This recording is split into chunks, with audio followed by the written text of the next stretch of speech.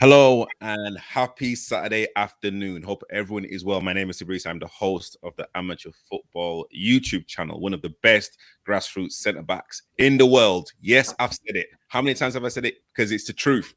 So, if you kind of, love grassroots football, if you kind of love just talking about it, if you kind of support, I'd say the bloodline of the elite, please subscribe to this channel. I have a very special guest on this show today, Chris Hamilton. How you doing, sir? I'm okay. How are you? I am good. I am good. You know, I don't want to talk too much, but I just want to say thank you. Right, and it's an absolute honor for you to even select me. So that's all I'm gonna say. I'll let you kind of literally explain, your journey so far, and I'm sure we are gonna delve deep into other questions. Yeah. Okay. So in terms of so kind of my journey and why I do what I do, raising money for charity is my best mate. Kind of in a lot of ways a soulmate that I went to and spoke to. Had an inoperable brain tumor when we were young, and he died of cancer. And that was in 1994. So at that time, the only cancer charity around was Cancer Research, really, that anyone knew of. And at that time, Fabrice, we didn't all know people that had cancer. It was still quite a new, knowledgeable thing in terms of as an illness. And basically, I was the only person under 18 that got one of the tins from Cancer Research. And basically what happened was I begged and begged for them to give me one of their tins, and I raised the most money ever in a tin they've ever had. It might even stand to this day, I don't know. Probably won't do by now. And then sadly from there, cancer's become what it's become. An epidemic illness that everyone knows people. And I've lost too many people to cancer. So a few years ago, and I'll name them again, Cancer Research UK, I was giving them £4 a month, and they rung me up and said, would you donate £6 a month? And I said, at the moment, I can't. And they basically said, do you know, £4 doesn't really make a difference. So that was kind of where we were. And when I got off the phone, I suddenly realized, do you know what? I'm donating all this money in every month for years and years and years, and I don't even get a letter. Okay. And then I thought, do you know what? I'm going to do my own thing. I've got this great idea. I'm just going to put on a big music event. And everyone that comes, they pay £10 to come to see 3 bands. I did an Oasis tribute band, Amy Winehouse and Simply Red. Brilliant night. And just said to everyone, do you know what? You're going to pay £10. You're going to have a good night on the back of it. The £10 directly going to charity. And then I'm going to tell you what that money was spent on after. So it's like a free way, pleasurable thing for people. And we raised 3,500 in that one night. And then it's just gone from there. And I got into football quite quickly after that because football's a passion like it is for you. And the first charity match I did, I had Ralph Little play, from Royal Family fame, which was amazing. And just groups of friends and things that I knew. And it's just slowly built into something that I believe is kind of real, honest. And I won't change how I do it, even though probably by now people, when we get to it, people are probably asked, well, why haven't you done X, Y, and Z, pay fees to get a certain celebrity, all the rest of it? And it goes against everything I believe in. And I just somehow, even though I don't know any famous people, somehow believe I'll get there one day. And I think sometimes if you believe in something, you just have to stick to it. Otherwise you can't look in the mirror. Yeah. And you know what I mean? Yeah, 100%. And so 1994, that was literally when your soulmate died. How was you as a person? Because I know now mental health is something that we talk about. How did you cope through the kind of formative years after the passing? Well, I didn't, if I'm honest. If I think back, I didn't. I always say this. when you lose someone that's special to you, I'm not saying this about everybody, but certainly me, part of you dies with them. So I lost. I don't know what I lost. Maybe sensitivity or something just changed in me that made me hardened, which wasn't necessarily a bad thing. So I wasn't exactly the strongest kid at school, but the same and things like that. But it made me a very frustrated young man for a long time, and probably I knew there was a difference in me. And then from there, obviously time's the great healer, isn't it? So you kind of, but there's not a day. It's weird, you know. You're talking 20 years later, and there's not a day that doesn't go by where I don't think of him. Yeah, I've never met anyone like him. Just incredible. And what he did when he was diagnosed the second time with cancer after you know recovering the first time, he was still running marathons up until as long as he could. When he died, he left about 18,000 to this wing where he was, which bought at the time 3 of these amazing cancer beds that had all these different gadgets to them, which the hospitals couldn't afford. So there's a crest to him and everything there, even to this day. So when you've got someone who's that selfless, which there's very few of in the world, I'm certainly not one of them, but he was. I just think, wow, you know, you can never eclipse. But by doing what I'm doing now, where I was ready to do it after my nan passed away as well from cancer, and just go, right, I've got to do something. And I just know that that's one way I can just say, you know, even though you're not here, I'm thinking of you. You know what I mean? Yeah, 100%. What's your favorite Simply Red song? Oh, wow, Simply Red are amazing. Now, it's Sunrise. The Hall of Notes. Sunrise. You know, Hall of Notes, I Can't Go For That. It's got yeah. And the reason I like that is it was kind of strange. I hadn't heard Simply Red for a long time, and then I suddenly said one day, and it's weird how things happen, isn't it? I'm sitting there watching MTV one day, and I just said, I haven't heard Simply Red for a long time. And then literally the beach came when he's at the poolside, and you heard the Hall of Notes, and I went, oh, this is a tune. And then I saw Mick Hucknall, and I thought, you can't lose. His voice is incredible. 100%. Incredible. 100%. You know. 100%. And as much as people might have laughed at him and all the rest of it, if you go over all the tracks that he's done, Money's Too Tight to Mention at the start and stuff like that, there's a lot of good songs in there with messages alongside UB40 around that time of, you know, unemployment and you know, there's messages in his music, and I just think even now that they just stand the test of time for me. Yeah, facts, so true. Yeah. So what makes a good charity match? Yeah, brilliant question. So, so for me, what makes a good charity match for me personally is firstly, it's the charities.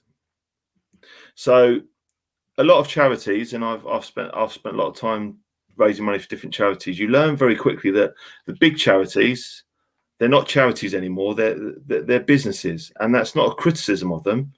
It's the fact that if I raise a couple of $100,000, if I raise £2,000 at a charity match, I won't necessarily feel that I've made a difference because I don't see it. So what I do now is I'll always select local charities, and the reason I select local charities is they come down to the game, they have a stall, they're there en masse, they share it on their social media platforms, which the big charities generally don't do unless you've got a big celebrity. And it just seems like if I raise £200, that £200 is directly going to helping someone. So it just makes you feel better about what you're doing. Yeah. And then at the end of the charity match, I then can show people what the money's physically gone to do. So there's a charity called Forward Facing in Sussex, for example, and they asked me to do a charity match, and I had 2 weeks to plan it because that's what they asked me to do. We got it done.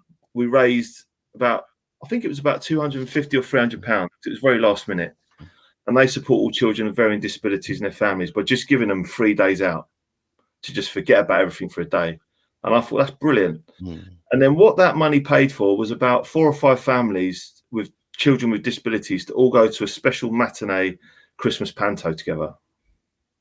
So I've raised probably, you know, 20, 30,000 in total, but there's nothing that that I'm more proud of than that £250 because of what it did, and the thank you card they all wrote and things like that. It's just brilliant.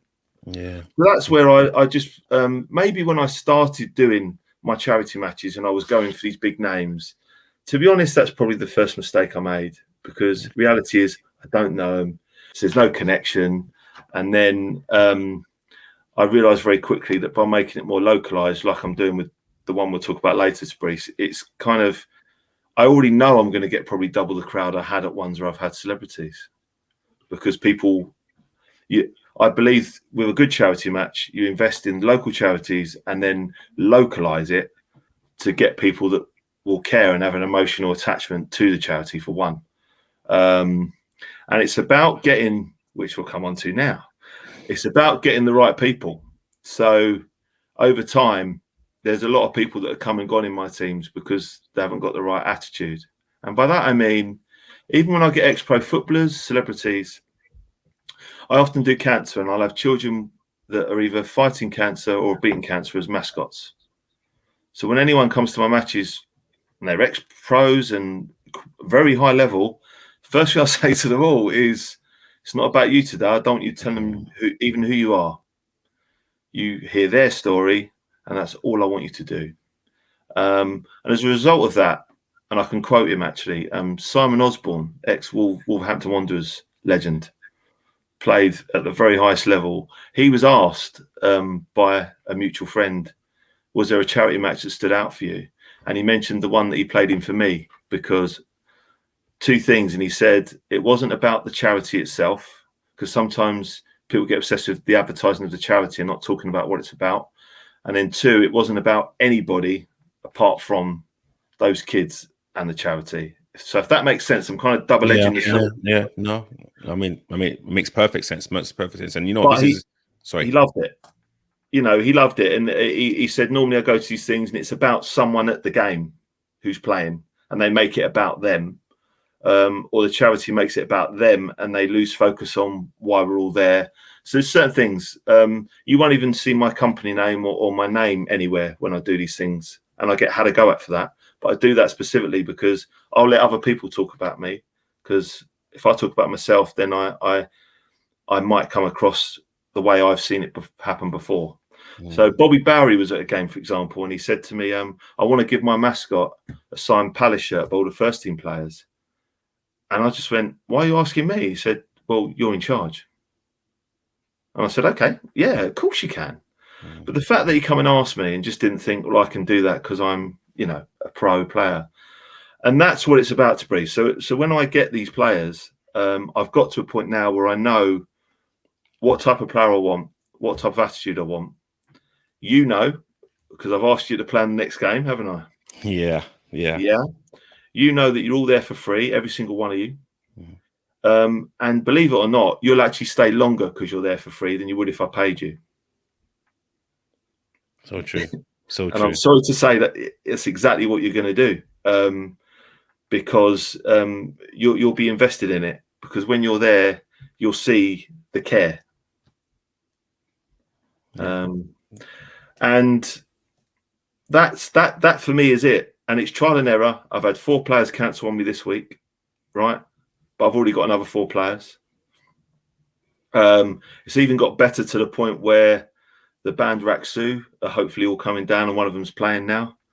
I'm just hoping to actually speak to him, so I can I don't know him, but we got there, and we're just waiting on a couple of other people that I probably shouldn't name, just because I don't want to make them feel, you know, one of them, but I don't think that's fair, because then they might feel they have to commit if they don't want to. But if that all happens, it's going to be even more special. But without them, can I make one thing clear? And I'm sorry to talk for a long time on this topic, but for example, you come down, yeah, in the eyes of the public, apart from a certain section of people, you're not known to the world, are you? Yeah, like I'm not known to the world. Yeah, correct. True, 100%. But unless they're an A-list celebrity, okay, would a D-list celebrity necessarily kids? I love it. Yeah. It's natural and live. Yeah. But would a D-list celebrity bring me 30, 40 people like possibly you might or some of the other people might? No. So why are they more important than you? They're not. Which is why when I promoted this game, as you saw, and please categorize and say confirm this, I mentioned every single one of you. 100%. And you're all on the poster. And I named every single one of you, and I made it clear on the post that I put out that you're always important as the next person, which is why you're equally all topicked. Yeah. Because you are. And the only way any of you fail that is by failing me. No, but you know, I mean, it's so true. And again, this is a great segue for me just to put the poster up. There you go. There you go. And you know, you really made an effort to actually put players in, you know, in the areas of position. So it's like you had a poster for forwards, you had poster for midfielders and like defenders as well, you know, and literally that's kind of something that I've not seen. So like that's the attention to like detail, and that's the care that you literally put into every single player. So so yeah, this is the poster. This is, you know, so guys, so tomorrow, like 10th of October, you have to come down. You have to come down. All links will be in the description. Links to Chris's Twitter, from my Twitter, the LinkedIn, everything's going to be in the description. Can I just say something why it's up? Yeah. Yeah. Now, the important thing to see is on the poster, the inflatables, all the stalls that are there, they're all there at no cost. Yeah. And that's how I'm going to build this festival into a massive festival in the end. We're going to end up having a concert running all day long and stuff like that in the end. And it's all going to come at no cost, and it will always be that way, because even though it's only £3 for an adult, £1 for a child, every single penny of that is going straight into the charity. And the two charities we're raising money for is the Chris Donovan Trust. Now, Chris Donovan was a young man.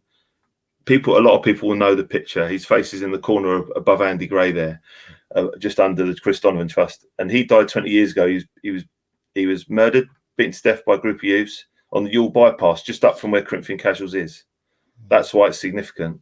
And it's their 20th anniversary. And I know his parents ran by, and I said, let's do a match for you, you know. And then from there, we're now raising money for catastrophic bleed kits, which means they'll be put in a prominent position on a high street, for example, that will eventually save a life. Now, we might only get, let's face it, I'm not arrogant. We might only pay for one of those boxes as a result of this match. But hey, if that then saves a life, then it's all worthwhile. And then the other charity is Emily Ash Trust, which are based in New Malden, which is just down the road.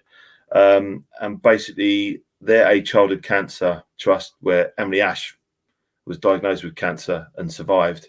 And her family have just carried on from there, a bit like the Donovan Trust, a family-run charity.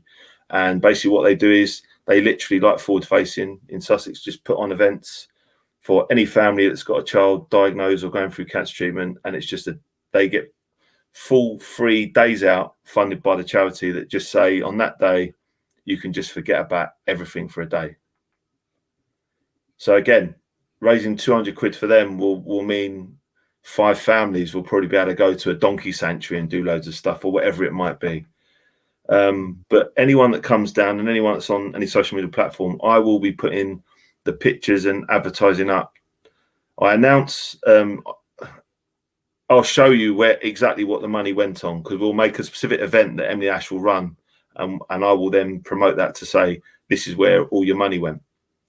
And I think that's important, because then people can feel more involved and attached to it, because they not only have they had a great day on the back of it, that's the other thing. You forget, you know, you're even spending money because you're having a good day on it. But then you also see, right, my money was part of that family forgetting about what they're going through for a day. So I just think how great is that? And I'm not bigging myself up. I'm just saying, I just think that's a great message right across.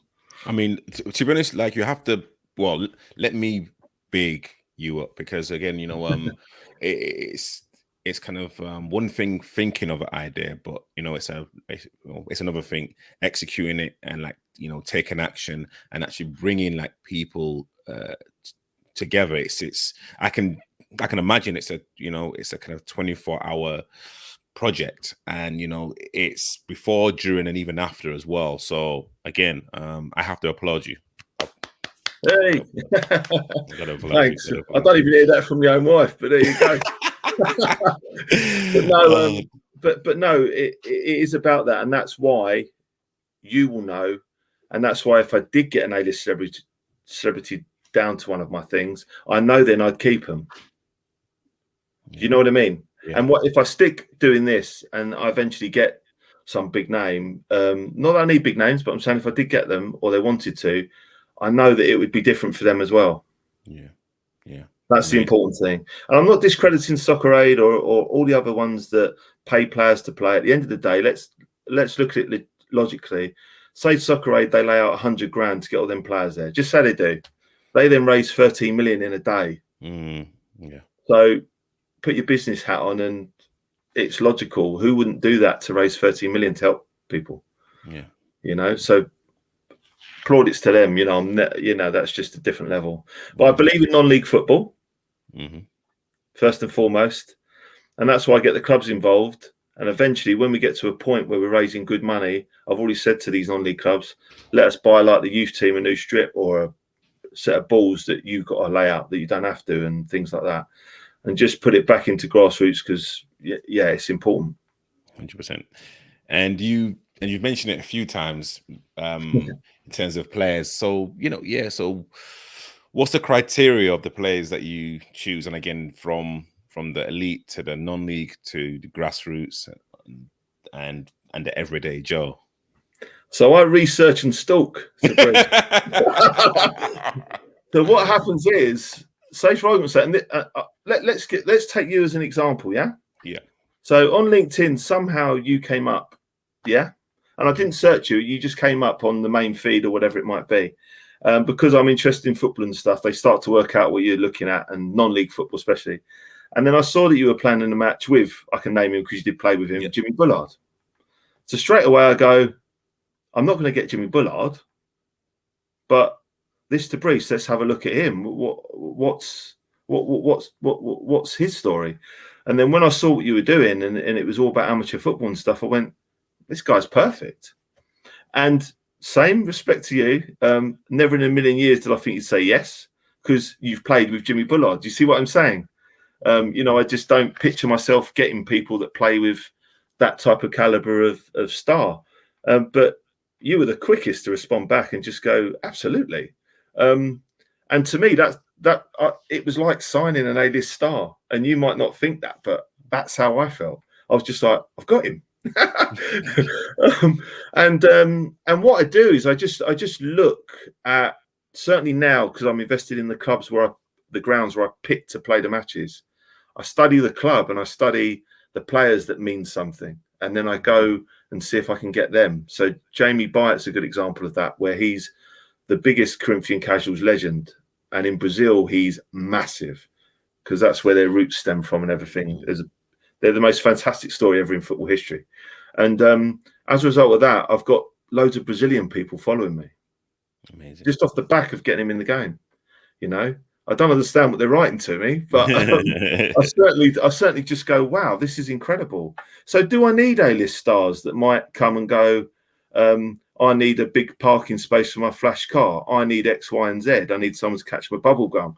Do you know what I mean? Do I need that? And do I need that extra stress? Or do I need players that come along, throw down and just go, hello, mate, and we'll have a beer together. No airs and graces. Like I said to you with the email, when I said, your name will be above a shirt on a Post-it note on the wall. Yeah. That's how low it goes. At half-time, you're getting Jaffa cakes. Do you know what I mean? Love that. And Alex Ferguson was the first manager to give them out, by the way, back in the day, at that level. Yeah. But I believe he was. So someone's going to come on here and go, no, actually, I believe he was. So I heard, but it could be wrong. But a lot of teams using that. But that's the point. Someone like yourself and some of the other people I've got. For example, the first guy I went to, because I work in the police, for example, first guy I went to was a guy called Matt Shapland, who works at the fire brigade in Sutton. And I just went, I want to get a fire brigade, a nurse, whatever. I want emergency services, all the rest of it. It's not because I'm passionate about that, just not about police. I wanted it to be about the other services. And then from there, he put me in touch with a couple of ex-semi-pros. Mark Hams is now captain of my team and goes to everything. And they're just like, what do you need? You know, but I got them invested in it because I explained how it was. And when they got there, it felt different to them. And they played lots of matches. And it's just grown from there.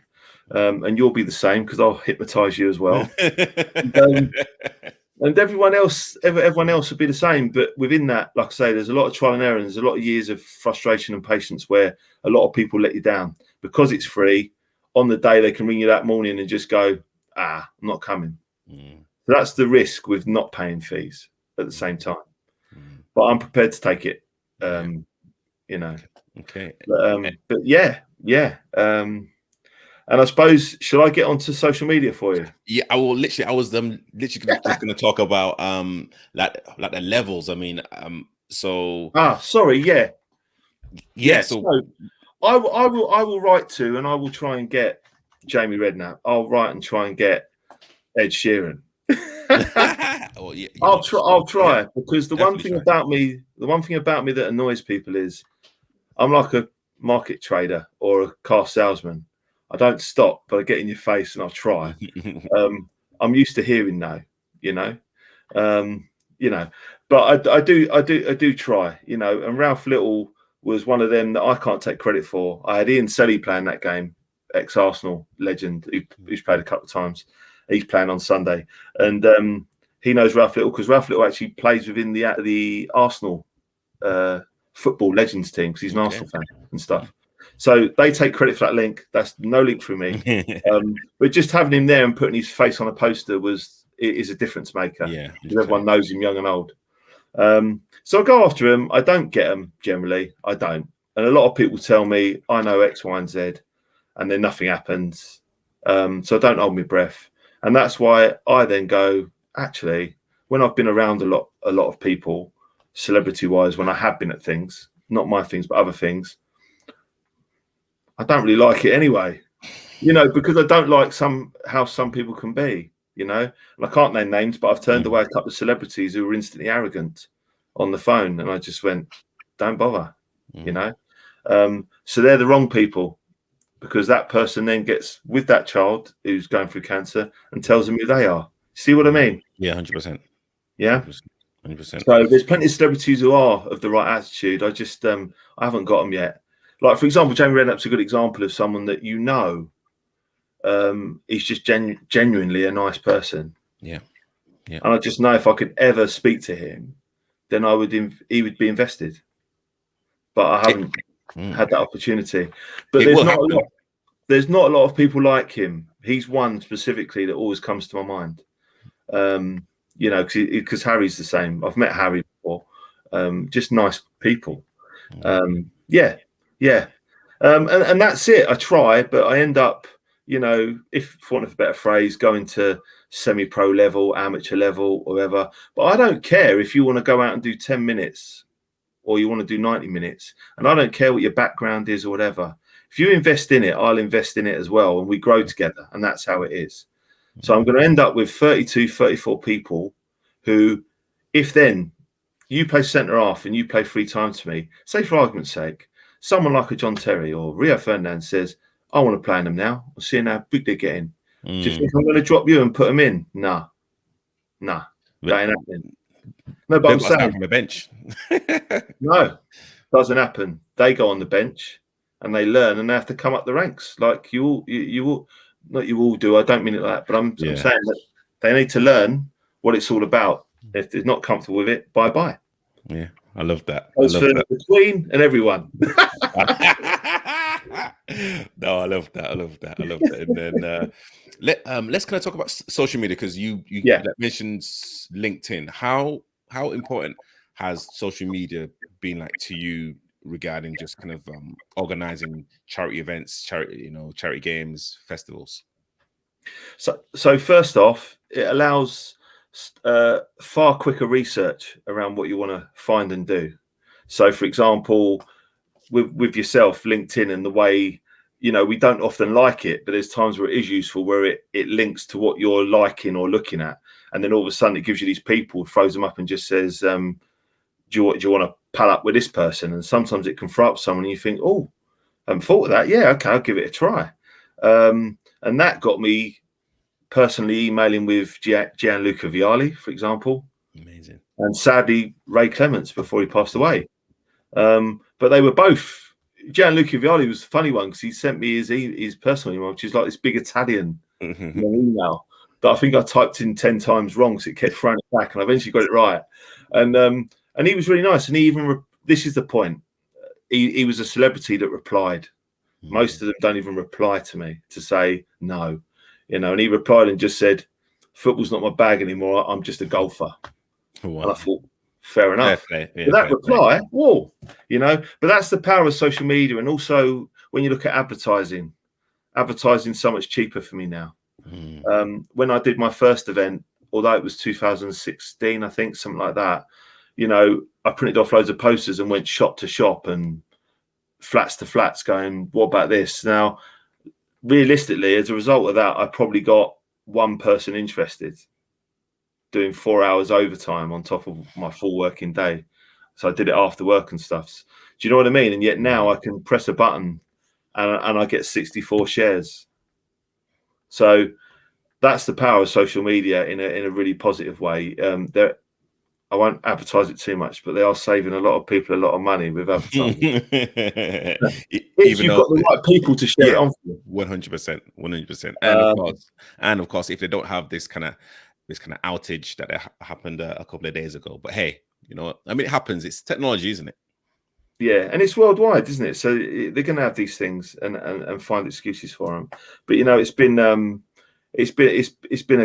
godsend, really. And all the you know, those kind of buy sell pages, the local ones and stuff. Yeah.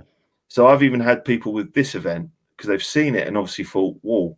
I had people send me their private selling page that's got 3,000 people on it, whatever, 9,000, one of them the other day, but they just messaged and sent their page, and it wasn't when I was on. So I said, do you want me to join you and post it? It's like, yeah, you're in. So things like that I just haven't had before. So I've got a really good feeling that we'll have a big crowd down there on Sunday. I just feel it, but I don't know why. Yeah, I've just got a feeling. That's amazing. And actually, so let's delve deeper. So what is your platform of choice? Facebook, and I'll tell you why it's Facebook. I'll have to be very careful how I say this. Twitter's people under the age of 25. Okay. Facebook is like when I used to go to Chicago's in Sutton High Street, it was everyone 25 plus. Yeah? You know what I mean? So, and the reality is when you're doing charity, you have to, I think you have to look at it in a selfish way and think, who's going to come with money? Who's going to put money in the tins and whatever? Now, someone of 18, 19 is probably going to pay the £3 and, you know, might pay for a pint of shandy by check. Do you know what I mean? And then, but if I get a business person through the door who's mid-40s, who's on Facebook, for example, he then gives me a check for £300 and says, put that in the pot. So as horrible as that sounds, I don't mean I don't want people of all ages to come, because you see what I'm doing with Wolf Charity Festival. I want the whole family there. But I'm saying in terms of your target audience, it's generally going to be people 25 plus that are kind of sustained in life and might have their own business or are high up in a job that kind of can influence other people into coming as well, and that kind of thing. And that's not a criticism of young people. It's just reality is it's about raising money, isn't it? Yeah, 100%. You know, and I haven't got a lot of money. People look at that and think I'm paying for all that. No. It's all, so I've laid all that on for free. I've managed to do that all free. And I actually run a loss at every event with the stuff that I spend out on as well. But I don't care. But I haven't got pots of money and I pay for it all. That's not how it works. So that's where I think it's honest from all ends. Yeah. And I'm broke. So you know that's another great segue into what is next for you. I mean, I don't like to say, what's your long-term plans for like this. But I mean, you must have a dream. You must have an objective. You must have something that you're aspiring to kind of get to. Yeah, do you know what? It goes like this for me. It starts off with the Ulf Charity Festival. I finally found something that I think is the right thing to do. It fits for me, makes sense. It's different from everything else anyone else is doing. And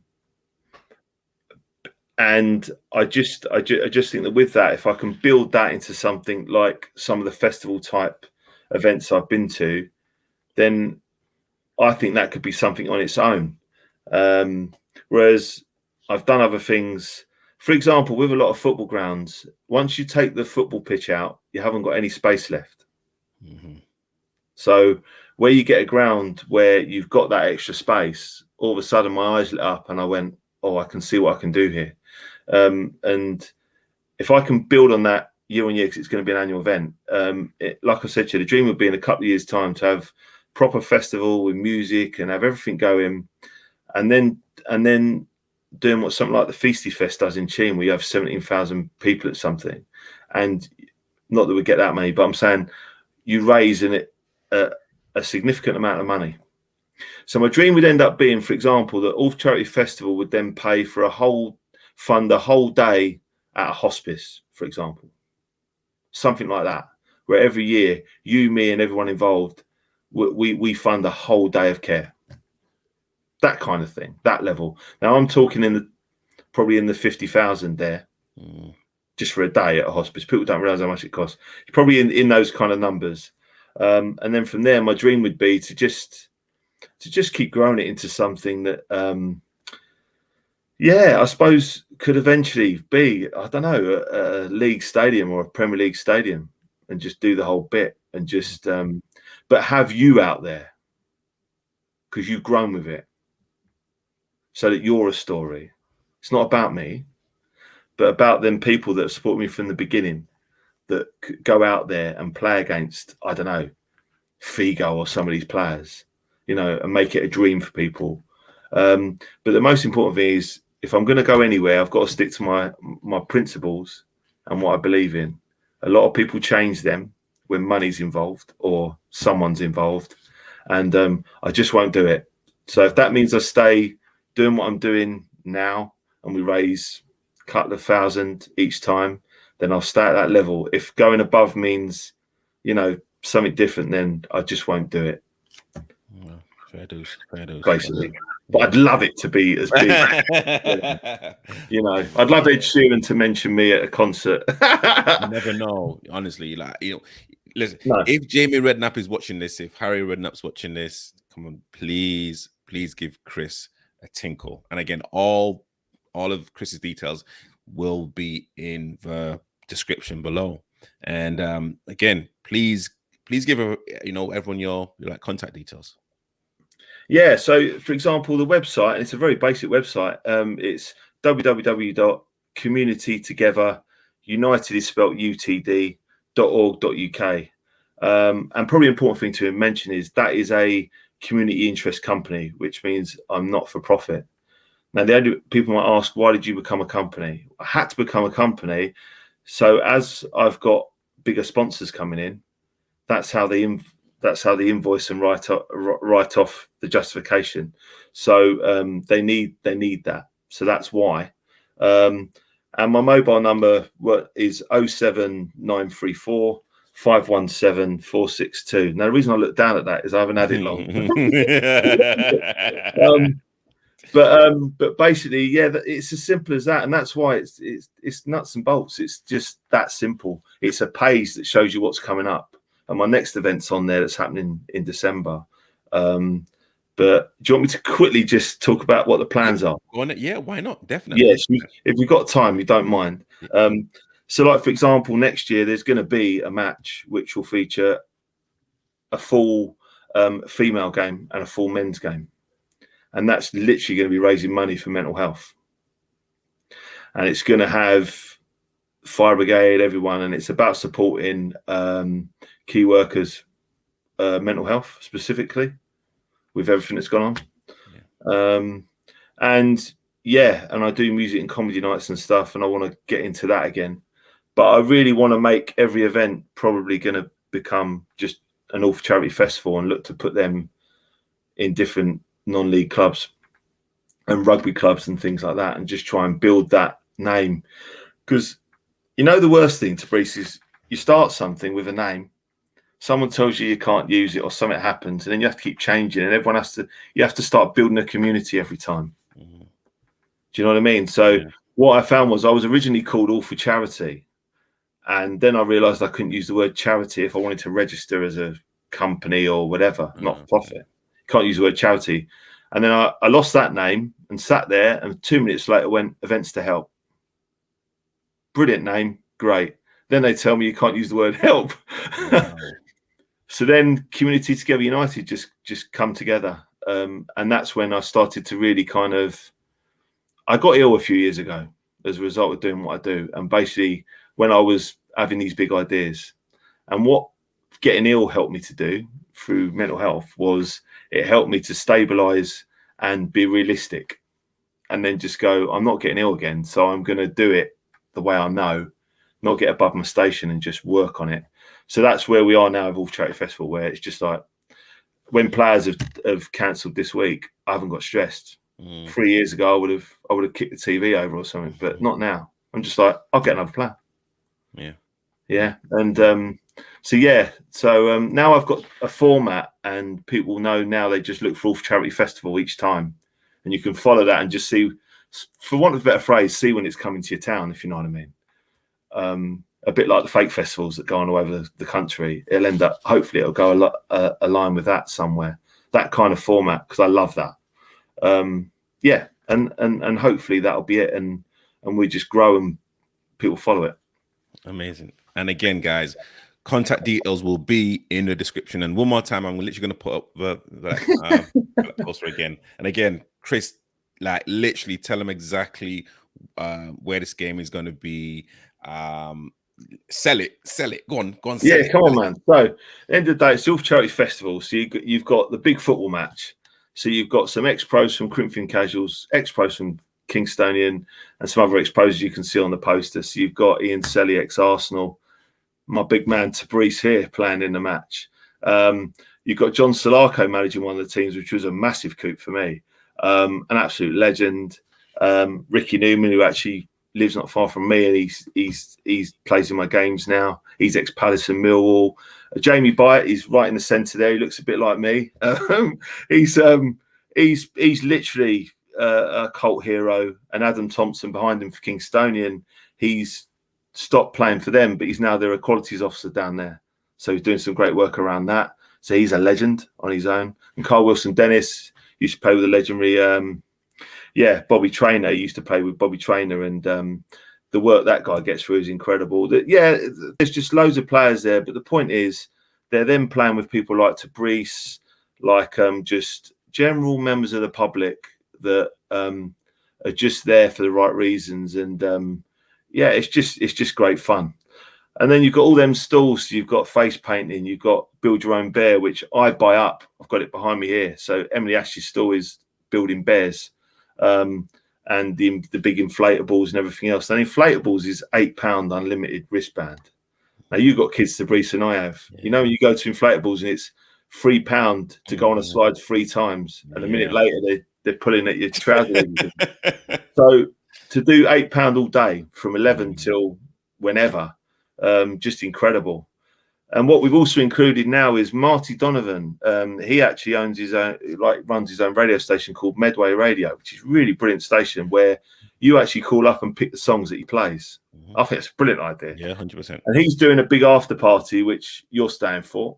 And he's actually doing it live from there for his radio station. And he's got quite a big following. So as a result of what he's been plugging, who knows what will happen. And the Surrey Soul Singer, she kindly has given up her time. She's got the hardest gig. She's going to be singing literally while all the kids are jumping around like maniacs and stuff like that. And you've got Gourmet Griddle and Surrey Ices. Gourmet Griddle do some amazing food.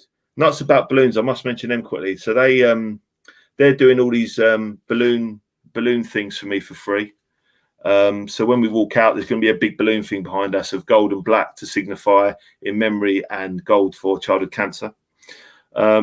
Everything's got a meaning, to Brice. That's the point. So every little detail, I can then, if you want to know, I can on the day I can tell you why that's there. If you go, why is that there? And you'll find out why.